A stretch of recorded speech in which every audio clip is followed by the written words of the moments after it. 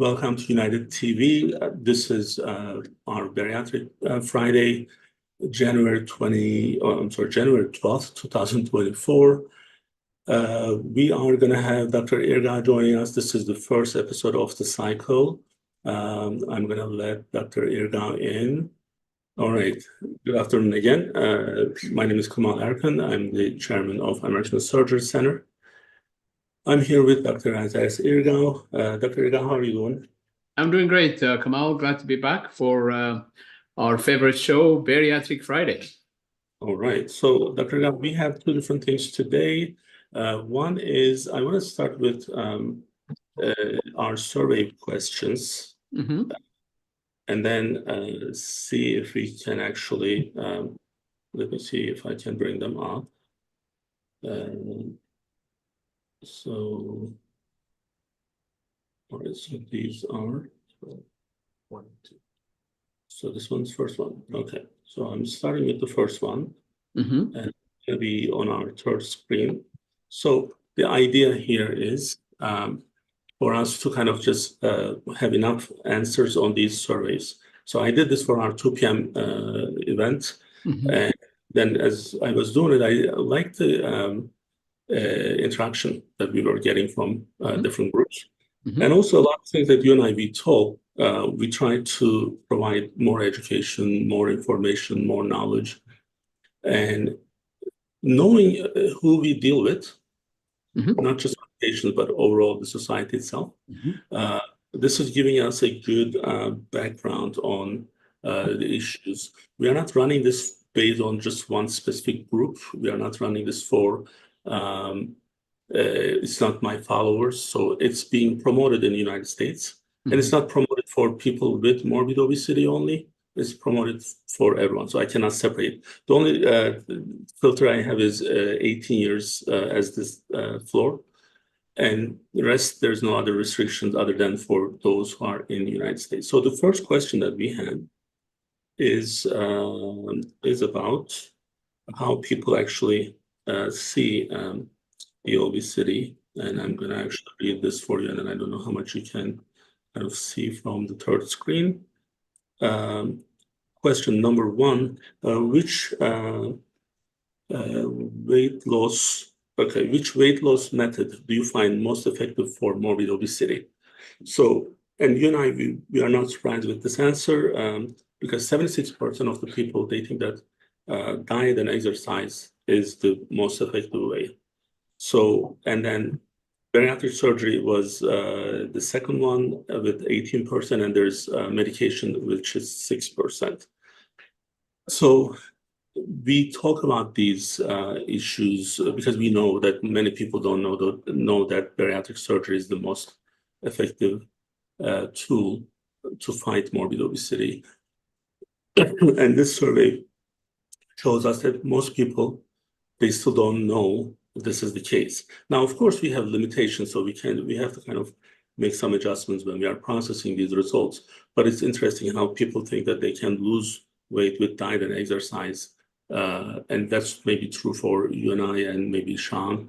But those who are chronically ill with morbid obesity, that's not the case. And that's why I think it's important for us to have these sessions.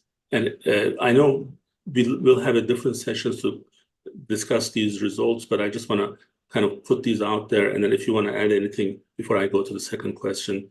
Yeah, it really confirms what we already know, and that there is a bias against bariatric surgery, right?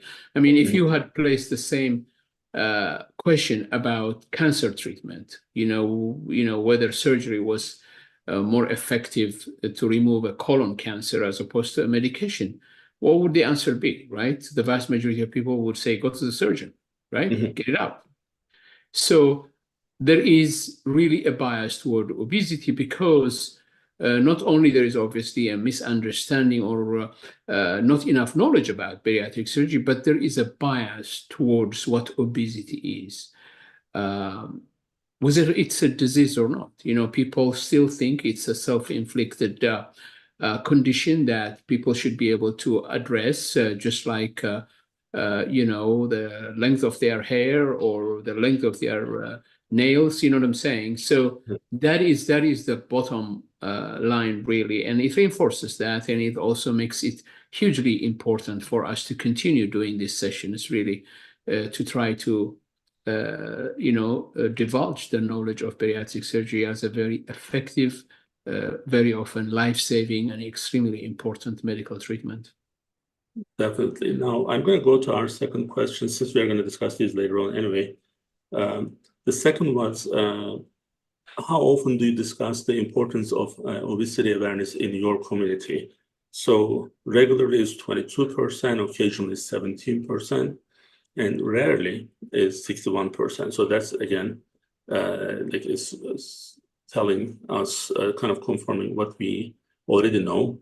It's kind of interesting that people don't talk about it, because for the same reasons, maybe they don't think this is an important issue. It's a disease. All those things are all together. So it's interesting that people don't talk about it.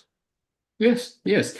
I mean that's there is some irony in that, Kamal, isn't there? Because of all the diseases that one could talk about, obesity is probably the most declared one, the most public, right? You walk around, if you have obesity, people will know because they see, right? It's not so for diabetes, it's not so for cancer, and yet Right. people will talk about diabetes and cancer, but the issue of obesity is hush hush. Again, the stigma of obesity, right? And that is what we have to really push through and win over, Kamal, to get people to really understand that this is an extremely serious health issue that should be talked about and addressed appropriately. Absolutely. So then very quickly, our question number 3, which is, again, these are all going in one order. The question number 3 is, what's the biggest challenge you have faced in your weight loss journey? Staying motivated is 40%. That's number 1. Dealing with cravings, 38%. That's number 2. Finding time to exercise is about 18%. And social stigma, which is surprising, it's only 4%. So for the staying motivated, 40%, that's number 1. The reason we do Bariatric Friday is for those who are having that problem, who are having difficulties to stay motivated. So hopefully, we are supporting those. But anything you would like to add to this? Yes, it's interesting, right? That people find this, struggling with cravings and staying motivated as really big obstacles, but also those really are the heart of the matter, right? Because you are fighting a biology that drives you to eat despite the fact that you have enough energy, enough food inside you when you're struggling with obesity, right? The normal, it's like, if we talk about a car that has a full tank of gas, right? The indicator tells you it's full because it has full gas, right? It never says it's empty. And yet we're acting as if we have all the gas inside us, and yet the indicator says empty all the time. So that is the biology that we're fighting. And that's precisely why people continue to gain weight despite their best efforts. Right. So I think this is, these are good exercise for us to kind of see how people are taking these and what their opinion is, right? So because knowing we are not only just fighting the disease, but we are also fighting the knowledge of what this disease is in the society, it's making it more challenging. So that's why repeating these events and explaining people that bariatric surgery is the most efficient tool to fight morbid obesity. Bariatric surgery is not the tool for me or for Dr. Irgau or for Sean Donegan. However, if you are someone who's dealing with morbid obesity, this is the right place to be, because we are going to talk about different surgery types, bariatric surgery types. And Dr. Irgau, we can start with bypass if you would like. Absolutely. So all bariatric surgeries, as we've said in the past, involve some type of rearrangement or change of the digestive tract. Okay, the classic, probably the well-established procedure that has been going on really starting from the 1950s probably is to different variation is probably the gastric bypass, right? And for many years, we've held it as a gold standard of obesity surgery or bariatric surgery. With gastric bypass, what we essentially do is we make the stomach very, very small. We cut the stomach so that one portion of the stomach is really the size of an egg or the size of a fist, if you will. And then we rearrange the small intestine so that a portion of the intestine is brought up and connected with this little stomach. And what we create in this situation, Kemal, is we create a little stomach that receives the food. And then the food, instead of entering the early intestine where most of the digestive process occurs, it actually bypasses that portion and enters the lower portion of the small intestine. In this way, the person will be eating very little because the stomach that receives the food is small, but whatever food has been received will also be processed very slowly and not completely reabsorbed.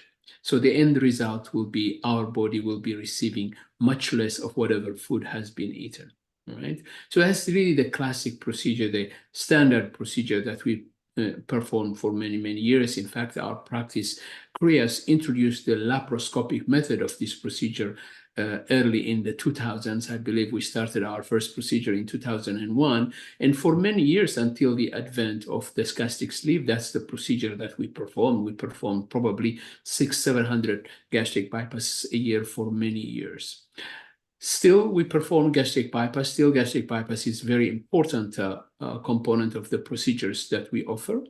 The biggest advantage of gastric bypass probably is the fact that by dividing the stomach high up, you're really preventing any acid from reaching the food pipe. So the chances of getting heartburn, irritation of the food pipe are much less.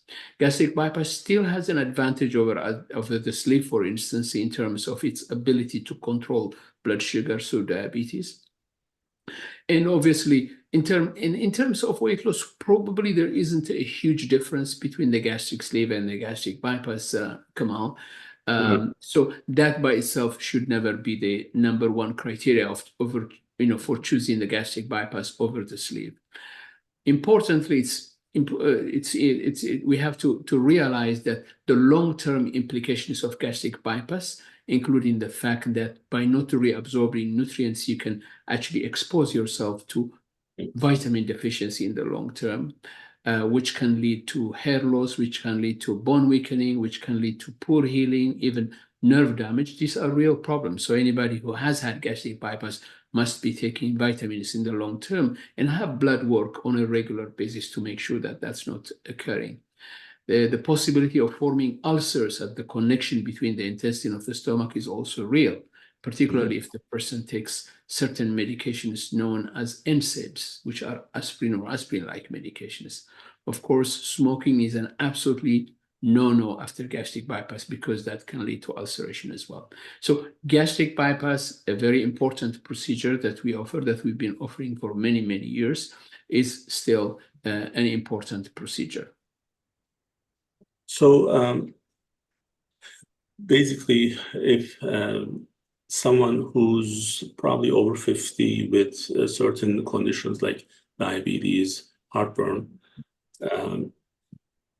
bypass perhaps is the number one option to go since they're already up there. So I say 50, I have to be careful because I'm getting there. So let's say 55. So I'll push it by 5 years. So for those who are over 50 with these comorbidities, that would be the number one choice. But the one that we do 75 to 77% of the time is gastric sleeve. And for that, actually, just from the numbers, we kind of see that's our kind of number one procedure to go. Let's hear you explaining that for those who may be considering that gastric sleeve. Absolutely. So, Kemal, the point you made about age is an important one, right? Because what you're mentioning really is that the long-term implications of rerouting the intestine have to be considered, right? So if somebody is in their mid-20s and they have gastric bypass, the long-term implications of rerouting the intestine, which include problems with absorption of nutrients, potential for the intestine to twist and create a bowel blockage, formation of ulcers. All those will be valid for that person. If that person were to live another 60 years after that, those problems will be there for 60 years. So you're absolutely right. Considering the age of the person is also important when you're choosing a bariatric procedure. So you're much more, much less likely, to have these long-term problems if you're already in your 50s or 60s, shorter period of time compared to somebody who's a lot younger. So somebody who's a lot younger, you don't want to expose them to these problems, for such a long period of time, which means you may choose a procedure like the gastric sleeve, which is still a very powerful procedure, but it does not involve the rerouting of the intestine. And this is a very important concept to understand. So yes, we're working on the digestive tract on both procedures, the gastric bypass and the sleeve, but there is a very important difference. When we're doing the sleeve gastrectomy, we're just altering the stomach. When we do gastric bypass, we're also altering the intestine, and that is where the major difference is. So with the gastric sleeve, all we're doing is reshaping the stomach. The stomach looks like a watermelon, looks like a football, right, in its original configuration. When we're done, when we're cutting with it with the sleeve gastrectomy, the shape of the stomach looks like that of a banana. The portion of the stomach that made it look so big is actually removed completely. So the gastric sleeve only involves reshaping of the stomach. The intestine is left intact. Okay. Now, what are the advantages of the gastric sleeve? As I said, you're not rerouting the intestine. So the problems of malnutrition, to the extent that you see with gastric bypass, you don't have them. You don't have the issue of the intestine twisting because you have not rerouted the intestine. You don't have the issue of ulcer formation because you have not reconnected the intestine with the stomach. So those long-term problems are not there, right? In terms of weight loss, I think if you look at the studies, Kemal, there is actually a fairly close results between the two in terms of long-term weight loss between the sleeve and the gastric bypass. The gastric bypass is a little bit stronger when it comes to controlling diabetes. There's no question about that, but we shouldn't forget that the sleeve is also a very important metabolic procedure that has powerful effects on controlling diabetes as well. Perhaps the one negative of the sleeve could be the fact that some people develop heartburn or acid reflux after the sleeve gastrectomy, requiring medications, and in very rare events, conversion of the sleeve to gastric bypass. Well, let's talk about this conversion, for instance, Kemal. When I explain the difference between these procedures to people, I talk about the gastric bypass as a final stop procedure. And I talk about the sleeve as a midway procedure, meaning that if there are problems in the future, if changes need to be made in the future, you can always rescue the sleeve gastrectomy because you can change it into gastric bypass, but you cannot change the gastric bypass to a sleeve. Once the gastric bypass is done, it's done. There are very few avenues for you to rearrange things if that is needed. With the gastric sleeve, for instance, few patients who've had very significant heartburn after the gastric sleeve, we went ahead and switched them to gastric bypass. So by itself, just going to gastric bypass because you're fearful of heartburn does not make much sense given the long-term implications of gastric bypass. So the sleeve essentially is a less invasive procedure, less changes in the digestive tract, but still a very powerful procedure when it comes to weight loss. And it's no surprise, Kemal, that I believe it's 75% of our procedures are now sleeve, do you think? I want to say between like 75 to 77% right now. So the vast majority of people actually choose the sleeve, and very often people will have come with their mind made up, requesting the sleeve as their procedure of choice. And in the vast majority of cases, really, there is no reason to, to negate that to people who want the sleeve. There are very, very few instances in which the sleeve is not appropriate for the vast majority of people. Sure. So, in simple terms, sleep is our like number one to go if we don't have the age and other comorbidity issues. So that's kind of like Absolutely. Absolutely. I mean, I think, the default procedure for the vast majority of people is to sleep again, because you are not really making changes that will have implications long term that could negatively affect their health, right? I mean, you're taking care of a health problem and you don't want to necessarily create other health problems in the process, or at least you want to create as little problems as possible. And the sleep really has been very well established in, fulfilling all those requirements. now. A couple weeks ago, we did a gastric balloon as one of the methods, not necessarily for morbid obesity, but I think maybe on the lower side of morbid obesity, but more on the higher side of obesity that we choose to go with. I mean, we can briefly mention that since we just did that session, we don't need to go into the details. Yeah, no, absolutely. So it's the least invasive procedure we have. You're absolutely right. We don't. It's indicated for class 1 and class 2 obesity, and not necessarily for morbid obesity. And it's a procedure that is transient. It's completely reversible, and it's not surgical. In other words, there is no incisions that we make. The balloon is inserted endoscopically, but then after 6 months, it has to be removed. So the indications for the balloon are limited from that point of view, but there is clearly a section of the obesity suffering people who would benefit from the balloon office. And of course, as our practice, as being an all-rounded bariatric practice, does offer the balloon as well. Sure. Now, we should mention the gastric band just so that it would be my transition to the revision surgeries. We don't do the band anymore as much as we used to. That used to be the number one procedure 15 years ago. But today, that's not really happening. Anything you would like to actually cover for band? So when the gastric band was first launched, Kemal, it became very popular. Became popular because it was a procedure that was seen as an alternative to gastric bypass, because these were really the only procedures really available at that time. Gastric bypass, very extensive changes, and then came the band, which is a device that you put around the stomach. No cutting, right? And also it's a device that could be removed. So there was this sense that it was a potentially reversible procedure. And it's still a valid procedure. But the device itself, with its presence in that upper portion of the stomach, in the long term, does create problems, particularly in the quality of life, right? It's not predictable when the person will be able to swallow their food without any difficulty, as opposed to being sick. That really interferes with the quality of life. Secondly, the weight loss itself, there is clearly a difference between the band, the sleeve, and the gastric bypass in terms of weight loss. It's not as powerful a procedure as the sleeve or the gastric bypass when it comes to weight loss.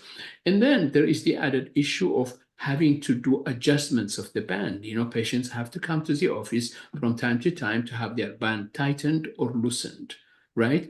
And because of that, we actually have seen way more band removals in recent years as opposed to band replacements. And I think the availability of the sleeve as an option to bypass actually has pushed out the band as an other alternative to gastric bypass. So we are seeing a lot more of that. But we still see patients who had the band for many years and who are doing very well. We still see patients who struggle with the band and have their band removed, and then we move on to a different procedure. And our practice still manages band patients that require adjustment, whether it's removal of the fluid or additional fluid. But as you correctly said, it as a primary procedure, we don't perform it as nowhere near as frequently as we used to in the past. Sure. Now, the other part of the, I guess, the surgery times, up to now, we are talking about bariatric surgery times. But when it comes to revision, although they are also bariatric surgeries, but we put them under revision surgeries. So starting from band, there are several different ways to have a revision. And one of them would be going from band to sleeve or band to bypass. So can you explain that process, how it works for those who are planning to, let's say if someone had a gastric band 15 years ago, now they're looking for other options, and then sleeve is where they want to go, what process they would have to go through? So they would have to go through a similar process than, as a person who's starting bariatric surgery, because they really need to be educated about the differences in terms of lifestyle afterwards, right? So, and also go back to the basics again. We have to have a multidisciplinary evaluation, which would include the nutritionist, very often the psychologist, but also making sure that the person is healthy enough to undergo the procedure, so their hearts, their lungs, and everything has to be prepared optimally. Now, it is important to understand that the band itself creates a lot of scar tissue around the stomach, and that scar tissue by itself can be a potential for increasing risks of complications. So what our choice is in our practice, Kemal, is to have the band removed first and let the person heal and the scar tissue mellow a little bit for 2 to 3 months before we take them back to do the revision surgery, for instance, to the sleeve. Now, it is important to sit down and discuss with patients that revision surgery does increase the risk for complications from, initial surgery, just because there was no scar tissue when we first did the procedure, essentially. And scar tissue does not heal as well as virgin tissue that hasn't been operated on. So it's important for them to understand that. And also revision surgeries that is undertaken by experienced surgeons because of that. Surgery requires knowledge of anatomy, Kemal. And then when there has been previous surgery, that anatomy gets disrupted, and the surgeon has to be experienced enough to understand this disrupted anatomy and perform the procedure, which means that it needs to be performed in very experienced centers. And our practice, having been doing this for many years, does have the experience to do revision surgery, and we do, of course, a lot of revision surgeries as well. So bands, remove them, wait for the healing process to occur. The person will go through the multidisciplinary preparation, and then we can undertake a sleeve gastrectomy after that. And for those who may be kind of questioning or asking this question, like why someone had a band, now they have to go through another surgery. That's the same thing that we mentioned earlier. If that was that time, that was the best option. Maybe it was the only few options, because sleeve wasn't there until 2010, right, Dr. Ergau? Absolutely, yes. Yep. So when there are better techniques and better methods, of course, we are going to improve. So a lot of people, they have a lot of, they benefited from having a gastric band, but those who didn't have other options. So this is why we are saying that you don't have to go with the, like most maybe, not necessarily complicated, but could be most complicated in terms of like bypass. If you're a younger person and you don't have other comorbidities, this would be the time where you can actually look into going from band to gastric sleeve, which we are talking about like 3-4 month period, which doesn't really add as much, right, Dr. Ergau? Because our patients, by the time we prep them, that takes about anywhere from 9 to 12 weeks, because all the clearances and everything that they need to get. Now, there are those who would go from band to bypass. Are the same rules applying in terms of the conditions and criteria that we are choosing for those? Yes. And it is important to mention in this case, Kemal, that there may be more of a case to go from band to bypass than to go to bypass initially. And the reason for that is, with the presence of the band, many people may have developed irritation of the food pipe that you want to protect from acid in the future. So it is not uncommon to go to bypass as a first choice, after the removal of the band, particularly after you've investigated with endoscopy and assessed the food pipe and so forth.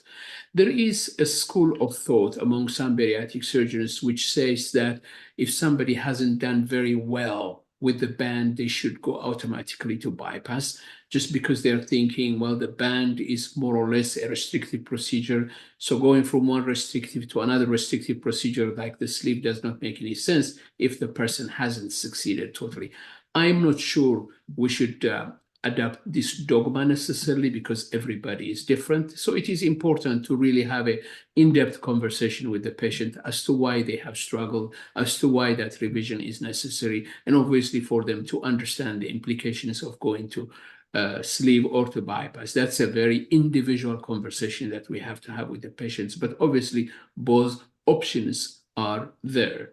Again, many patients would rather go to sleep first as opposed to bypass because of the implications, long-term implications of bypass. But it is our job, obviously, to educate them onto whether that is really appropriate in their particular individual situation. And even though it's a small, very small percentage, but there are some people, they would have band over bypass, right? Not band over sleep, but band over bypass. That's correct. That's correct. That's very little. I have seen it in case there are anyone questioning. Yeah. So yeah, I mean, not all the surgeons at Krias offer this option, Kamal, but it is offered, which means that for some patients who've had gastric bypass many years ago and are struggling with weight regain, then tightening that portion, that connection between the intestine and the stomach with a band around it is an option. There are many issues that need to be discussed there because having a foreign object around that connection is not something that can be taken lightly, right? So again, when you discuss options for revision, particularly after gastric bypass, there are not very many surgical options, right? But band over bypass is a potential. Again, not all the Krias surgeons offer it, but it is something that in some circumstances could be appropriate and perhaps even work well. Sure.